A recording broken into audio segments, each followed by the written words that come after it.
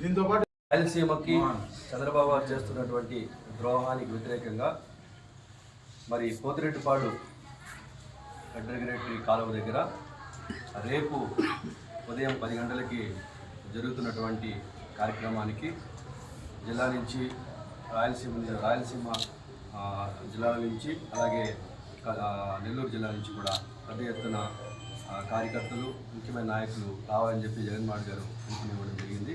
అందులో భాగంగానే ఈరోజు ఈ యొక్క మీడియా సమావేశంతో పాటు మరి ఈ యొక్క బ్యానర్ కూడా పోస్టర్ కూడా ప్రదర్శించడం జరుగుతుంది. మరి ఈ కార్యక్రమానికి మరి అధ్యక్షత వహించి కార్యక్రమం నిర్వహించినటువంటి మండల కన్వీనర్ పాలె రామచంద్ర గారికి, అలాగే పెద్దలు మహారాజా గారికి, లక్ష్మణ్ గారికి, థామస్ గారికి, జగన్రెడ్డి గారికి, హైదరాబాద్పల్లి సర్పంచ్ గారికి, వాణిజ్య గారికి, కిషోర్కి, గజేంద్రకి, సుబ్రహ్మణ్యకి, సాంబసంగకి, కాదర్కు, విజయపట్నం మైనారిటీ నాయకులకి అందరికీ కూడా పేరు పేరున నమస్కారం తెలియజేసుకుంటున్నాం.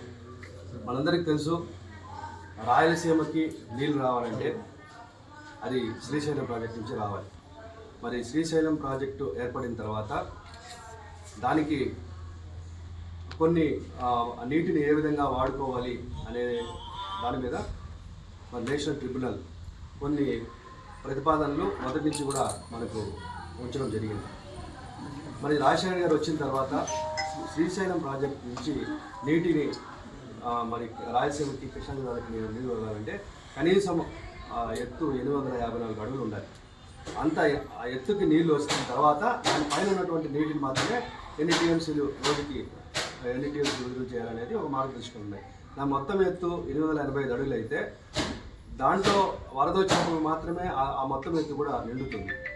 దీనికి ముందుగా ఉన్నటువంటి తెలంగాణ ప్రాజెక్టు కానివ్వండి, కర్ణాటక ప్రాజెక్టు కానీ ఎక్కడికక్కడ వారి యొక్క ప్రాజెక్టులు కొత్త ప్రాజెక్టులు కట్టడం కానీ లేకపోతే ఉన్న ఆ ప్రాజెక్టుకి ఎత్తు పెంచడం వలన శ్రీశైలం ప్రాజెక్టుకి నీరు రావడం అనేది కష్టంగా జరుగుతుంది. ఎప్పుడో వరద వచ్చినప్పుడు ఆ వరద వచ్చినటువంటి 1 నెల 2 నెలలు మాత్రమే కిందికి నీళ్ళు రావడం తప్ప మిగతా సమయంలో మరి నీళ్ళు రావడం అనేది కష్టంగా ఉంది. దీనిని గుర్తించి రాజశేఖర్ గారు ఉన్నప్పుడు మరి పొదిరెడ్డిపాడు శ్రీశైలం నుంచి మరి ఏదైతే నీటిని విడుదల చేసుకుంటున్నామో దానికి ముందుగా మరి ప్రాజెక్టులతో ఉన్న పాటు మనం కూడా ఒక ప్రాజెక్టుని ప్రారంభించుకుంటే బాగుంటుందని ఒక ఆలోచన ఉంది.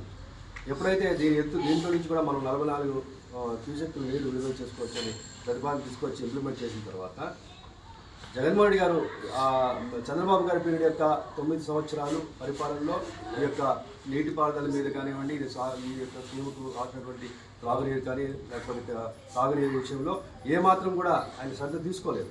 మనం మొదటి నుంచి కూడా చూస్తున్నాము. రాయలసీమ ప్రాంతం పట్ల ఆయన రాయలసీమ ప్రాంత వాసిగా ఉన్నప్పుడు కూడా అది అయినప్పటికీ కూడా ఆయన ఏమాత్రం కూడా రాయలసీమ మీద ప్రత్యేక దృష్టి పెట్టింది అయితే లేదు.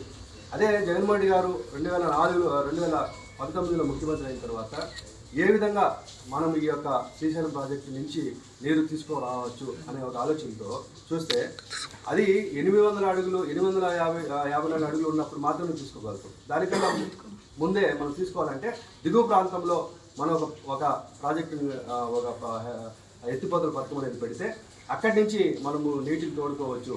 ఈ శ్రీశైలం కన్నా ముందే మనం దిగువ ప్రాంతంలో మనం ఎప్పుడైతే నీటిని తోడుకునే ఒక కార్యక్రమం చేస్తే అదే పొదిరెడ్డిపాడు అడ్రగరేటరీ అక్కడి నుంచి ఎత్తిపోతల పథకం చేయాలనే ఒక ఆలోచనతోటి అప్పుడు ఏమవుతుందనంటే శ్రీశైలంలోకి ఎంత ఎత్తున్నా కూడా అంటే ఈవెన్ 800 అడుగులు ఉన్నా కూడా ముందుగానే మనం నీరు తోడుకుంటాం కాబట్టి అక్కడి నుంచి ప్రతిరోజు కూడా 2 టీఎంసీల నుంచి 12 టీఎంసీల వరకు కూడా నీటిని తోడే కార్యక్రమాన్ని ఆయన ప్రతిపాదించి 3,500 కోట్లు దానికి అలాట్ చేసి ఆయన పరిపాలనలో దాదాపు 900 కోట్ల రూపాయలు ఖర్చులు పెట్టి అంతా కూడా వర్క్ చేయడం జరిగింది.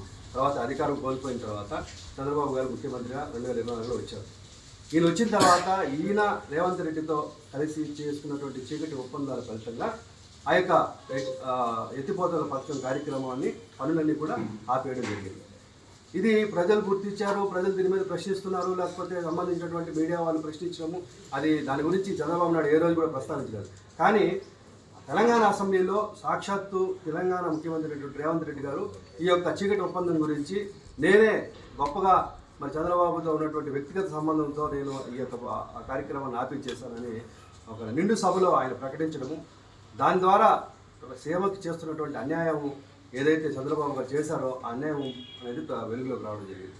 సో దీనికి వ్యతిరేకంగా మరి రేపు చంద్రబాబు మీద ఒత్తిడి తీసుకొచ్చి ఆ కార్యక్రమాన్ని మళ్ళీ కొనసాగించేలాగా, లేకపోతే రాజకీయంగా మీరు ఏ విధంగా అయితే చీకటి ఒప్పందాలతో మీ యొక్క వ్యక్తిగత లాభాపేక్షతో సీమ ప్రాంత ప్రజలకి మీరు చేస్తున్న అన్యాయం ఏదైతే ఉందో అది ప్రజల దృష్టికి తీసుకురావాలి అనే ఒక సదుద్దేశంతో రేపు ఈ యొక్క కార్యక్రమాన్ని ప్రవేశపెట్టడం జరిగింది. మొదటి నుంచి కూడా రైతుల పక్షపాతంగా, రైతుల పట్ల మరి మేలు జరిగే విధంగా, రైతు కుటుంబాల్లో న్యాయం జరిగే విధంగా అనేక కార్యక్రమాలు మన రాజశేఖర్ గారి కుటుంబము మొదటి నుంచి కూడా చేస్తోంది. రాష్ట్రంలో ఏ యొక్క ప్రాజెక్ట్ అయినా సరే ప్రారంభించారు, లేకపోతే దాన్ని పూర్తి చేయాలన్నా, లేకపోతే దాని పనులు మొదలు పెట్టాలన్నా, దానికి కావాల్సినటువంటి అనుమతులు తీసుకురావాలన్నా మొదటి నుంచి కూడా రాజశేఖర్ కుటుంబం ముందు పడింది. ఈరోజు పోలవరం పనులు ఇంత ఇదిగా జరిగాయనంటే ఆ రోజు దానికి కావాల్సినటువంటి కాలువలు మొత్తము పనులంతా కూడా, కాలువల పనులంతా కూడా రాజశేఖర్ గారి హయాంలో జరిగింది. ఈరోజు సాక్షాత్తు కేంద్రమే అది గుర్తించి పోలవరంని నిర్మించుకోవచ్చు మీరు అని చెప్పి ఆ ప్రాజెక్టు శాంక్షన్ చేసినప్పటికీ తెలుగుదేశం పీరియడ్లో శాంక్షన్ అయినటువంటి ఆ పథకం వాళ్ళు చేసినటువంటి తప్పుల వల్ల, వాళ్ళ యొక్క పాపాల నిమిత్తము ఈరోజు ఇప్పటికీ కూడా మరి ఆ పని ఇంతవరకు సక్సెస్ కాలేదు. అది ఇప్పటికి కూడా పూర్తి చేయలేదు. తిరిగి పోలవరం పూర్తి చేయాలన్నా, లేకపోతే రాష్ట్రంలో ఉన్నటువంటి సాగునీటి ప్రాజెక్టు పూర్తి చేయాలన్నా కూడా మళ్ళీ ఖచ్చితంగా జగన్మోహన్ రెడ్డి గారు మాత్రమే చేయగలుగుతారు. ఆయన రావాల్సిన ఆవశ్యకత ఎంతైనా ఉంది. మన బతుకులు మారాలంటే మన రైతులు పంటలు పండిస్తే మనం అందరం కూడా దాని మీద మరి మన బతుకులు ఆధారపడుతున్నాయి. ఎందుకంటే వారు పండించే పంటే కదా ఈరోజు ప్రజలందరూ కూడా తినగలుగుతున్నారు. మరి వాళ్ళే పంటలు పండించలేకపోతే, ఈరోజు ప్రజలు పంటలు పండించలేకపోతే ఎక్కడి నుంచి తెచ్చుకుంటాం? అవన్నీ మన వేరే చోటు నుంచి కొనుక్కోవాల్సిందే, లేదా వేరే రాష్ట్రాల నుంచి దిగుమతి చేసుకోవాల్సిందే. అవన్నీ అప్పులు చేసి రేట్లు పెరిగి దాని మీద మనకు కష్టాలు ఎదుర్కోవాల్సి వస్తుంది. ఇవన్నీ గుర్తించే జగన్మోహన్ గారు మొదటి నుంచి రైతు పక్షపాతిగా ఉన్నారు. చంద్రబాబు గారు మొదటి నుంచి కూడా తన రాజకీయ జీవితంలో ఏ రోజు కూడా మరి రైతులకి న్యాయం చేసినటువంటి చరిత్ర లేదు, వారిని ఆదుకున్నటువంటి పరిస్థితి లేదు. ఈ రోజుకి కూడా రైతులకి ఇస్తామన్న డబ్బులు ఎక్కడ చూస్తున్నాం మనము.